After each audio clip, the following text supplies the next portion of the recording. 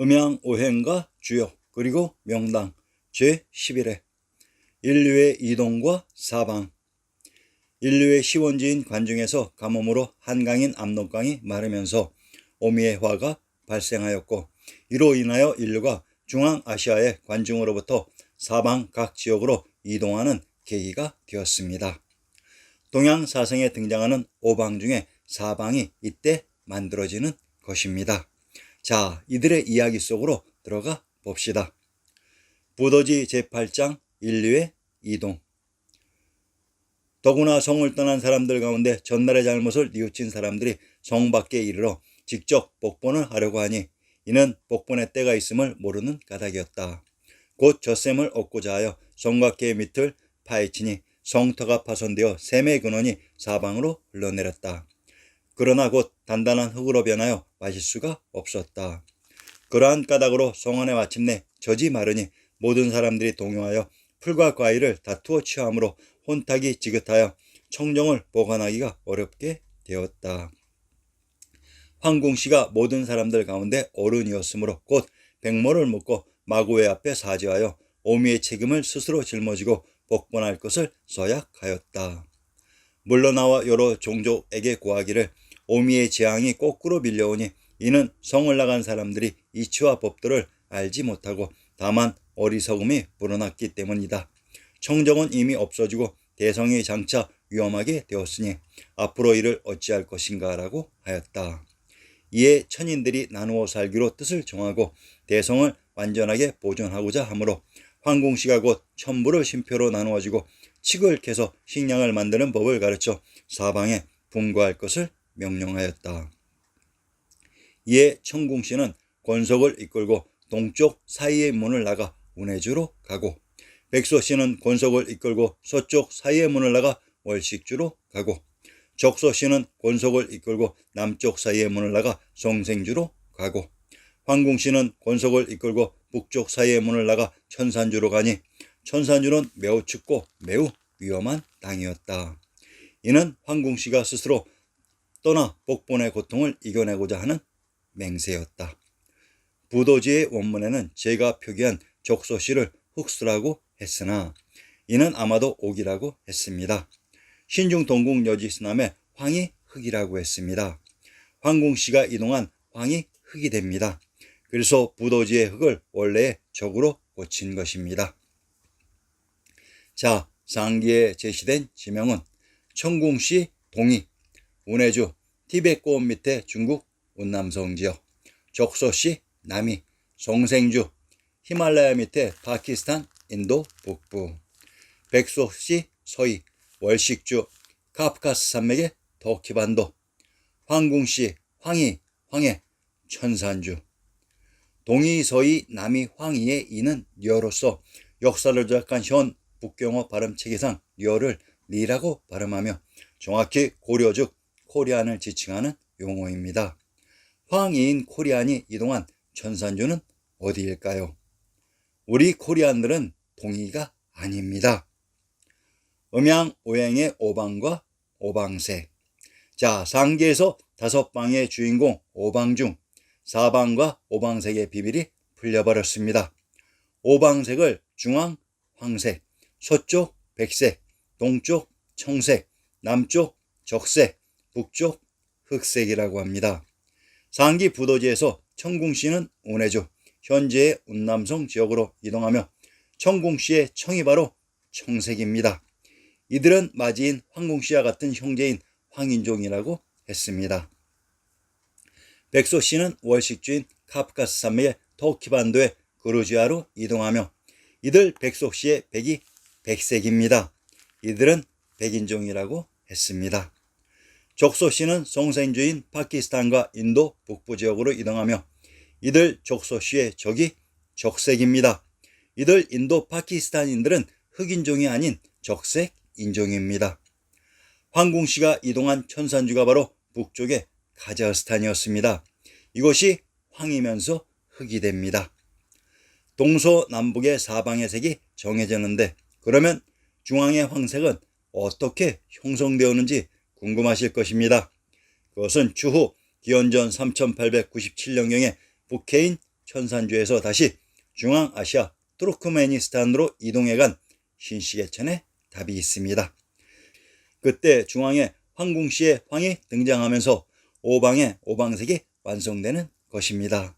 자, 그러면 이들 동서남북의 사방으로 이동해간 인류의 오방색은 어떻게 등장했던 것일까요?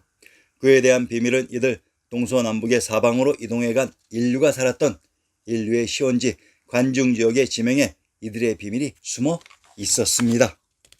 동쪽으로 이동한 청궁씨가 살았던 곳이 바로 청주입니다. 서쪽으로 이동한 백소씨가 살았던 곳이 바로 백주입니다. 남쪽으로 이동한 적소씨가 살았던 곳이 바로 적양, 단양입니다.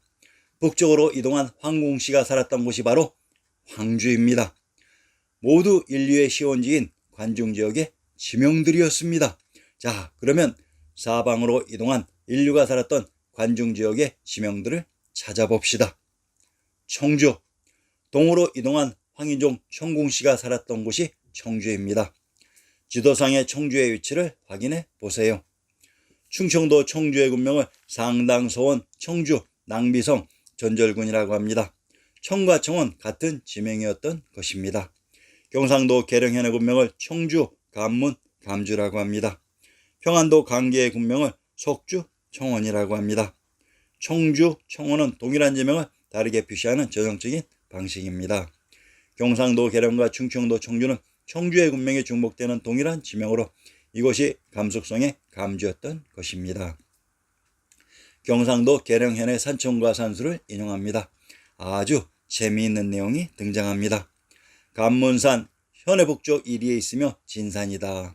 감문산 일명 성황산이라고도 하는데 북쪽으로 1위이다. 계림사가 있다고 했습니다. 감문산에 계림사가 있었다고 합니다. 계림이란 경주의 군명으로 감문산을 사이에 두고 청주와 경주가 위치되어 있었던 것입니다. 감문산, 성황산이 바로 천왕님과 천주가 있었던 금강산입니다.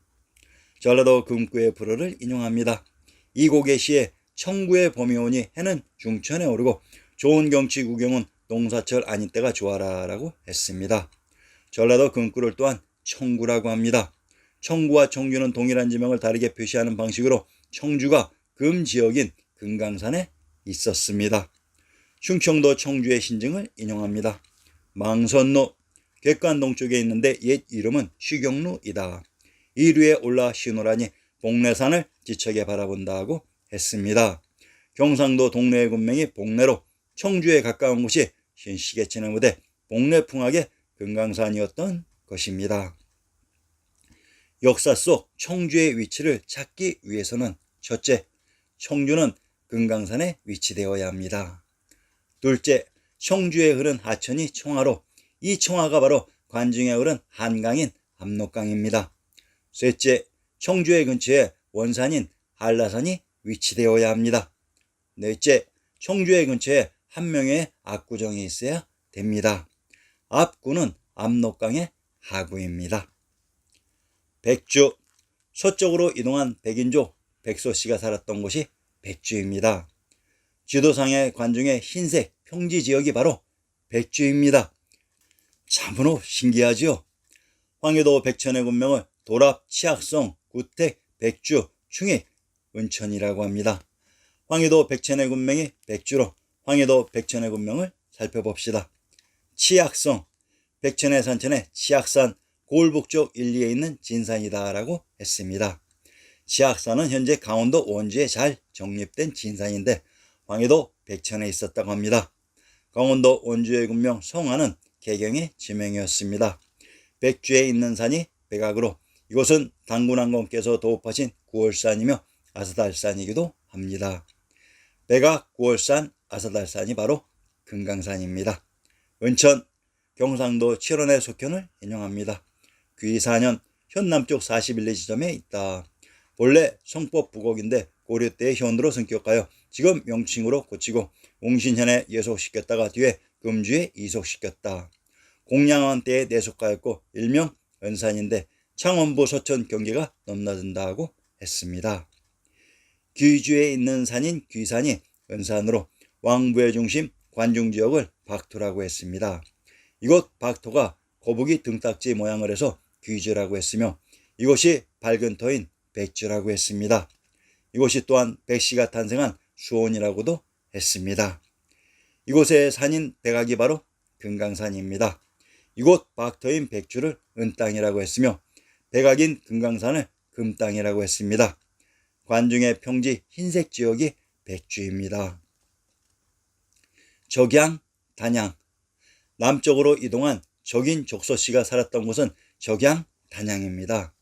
한강을 따라 청주의 맞은편에 적벽대전의 무대 적양, 단양이 있었습니다. 충청도 단양의 군명을 적산, 적송, 단산이라고 합니다. 경기도 양성의 군명을 적송이라고 합니다. 전라도 무주의 군명을 무산, 적천, 단천이라고 합니다. 적산에 있었던 것이 적성과 적천인 것은 질의 기본 상식으로 그러면 적벽, 적산과 단양, 단산은 불굴적과 단으로 동일한 지명이 됩니다. 단양에 있는 성이 단성인 것은 질의 기본 상식입니다. 경상도 단성의 군명을 강성, 진성, 귀성, 적촌이라고 합니다. 귀성이란 관중의 제왕의 성이며 관중의 강이라는 지역에 있는 성이 강성이고 능호가 강릉입니다. 강원도 강릉의 군명을 동온, 동원, 철국, 도원경으로 동온이란 온양의 동부지역이며 철국이란 화성부의 제왕의 성인 철옹성이 있었던 철옹과 동일한 지명의 다른 표기 방식으로 왕부의 중심 관중지역의 지명들이었습니다. 상기의 지명들은 관중의 한강변을 따라 위치된 지역으로 단양은 또한 삼국지 적벽대전의 무대입니다. 적벽대전은 관중에 흐른 한강의 하구인 오나라와 제나라 지역에서 벌어진 대전이었습니다. 판소리 단가 중에 적벽가의 한 구절을 인용합니다. 서망하고 동망무창 하여 우로창창 하였으니 맹독에 패한대라. 형주를 파한 후에 강릉을 내려가니 충노는 일천이요 정기는 백공이라. 조조 군대가 형주를 치고 적벽강으로 나아가는 노정을 묘사하고 있는 것이다. 형주, 강릉, 단양의 노정으로 공략하다가 적벽강에서 조조가 대피하는 것이다. 신증동국 여지신남 근산의 적벽강을 인용합니다. 금산군은 백제 때까지 진내을군이라 불렀으며 봉황천이 마르지 않는 한 금산군민은 굶지 않는다는 말이 있는 봉황천이 금산 들판을 흐르고 있다. 한편 적벽강은 금강이 굽이쳐 흐르다가 불이면 수통리 근처에 와서 병풍처럼 둘러쳐진 칭암 절벽에 맞춰 이루어 놓은 맑고 깊은 강이다. 금산이 금강산으로 봉황천이란 이곳 관중을 봉상이라고 했습니다. 그곳 관중에 흐른 한강을 봉황천이라 했던 것으로 이것이 또한 적벽강이었습니다. 적벽강이 바로 관중에 흐른 한강입니다. 적벽대전의 무대 형주, 강릉, 단양은 모두 관중에 흐른 한강을 따라 금강산과 한라산의 접경지역인 관중지역에 있었던 지명으로 신증동국 여지신남에는 세트로 나옵니다. 이래도 현 중국사 25사가 남의 역사로 보이는가요? 제왕의 성 금성을 차지하기 위해 삼국지의 영웅 호걸들이 천하의 중심에서 격돌했던 것입니다. 청주의 근처 한강변에 적주, 단양이 있었습니다. 황주, 흑주. 마디인 북쪽으로 이동한 황궁씨가 살았던 곳이 황주, 흑주입니다. 관중지역의 노나라와 오랑캐 호땅이 바로 황주, 흑주입니다. 황해도 황주의 군명을 제한, 용웅, 대룡, 성성, 천덕, 취성, 동울, 대홀이라고 합니다. 황해도 황주의 군명이 용흥으로 함경도 영흥의 궁시가 산천을 인용합니다. 선원전 부동남쪽으로 13리 흑성리에 있으니 곧 환주의 옛 저택으로 태조가 출생한 땅이다. 하륜이 사명을 받들고 이곳에 이르니 도순문사 강회백이 강중리에 술자리를 벌려놓고 청해 말하기를 본부는 곧 도조 환주가 거주하던 땅이며 태조가 이곳에서 태어나셨는데 아직도 그 명칭이 없으니 또한 하나의 유감된 일이 아니겠는가. 함에 하륜이 비로소 용흥이라 이름하였다는 것이다 라고 했습니다. 함경도 영흥을 황주의 군명 용흥이라고 합니다. 함경도 영흥의 군명을 박평, 쌍성, 화주, 장령, 화령, 역양이라고 합니다. 평안도 박천의 군명을 박주, 박릉, 덕창이라고 합니다. 황주의 군명 용흥이 태조 이성계가 태어난 관중의 박토 박도인 영웅이었습니다. 누런 황과 세금은 동일한 지역으로 금강산 지역이 황주이나 협의적으로는 왕부의 중심 관중의 박터를 황주라고 했습니다. 이곳에 있었던 황성이 제왕의 성인 부리성, 한성, 국내성이었습니다. 이곳 황주가 황제 혼원이 봉지로 가지고 있었던 곳이기도 합니다. 관중의 누런 부분인 노나라와 오랭캐인 호땅 지역이 황주였습니다.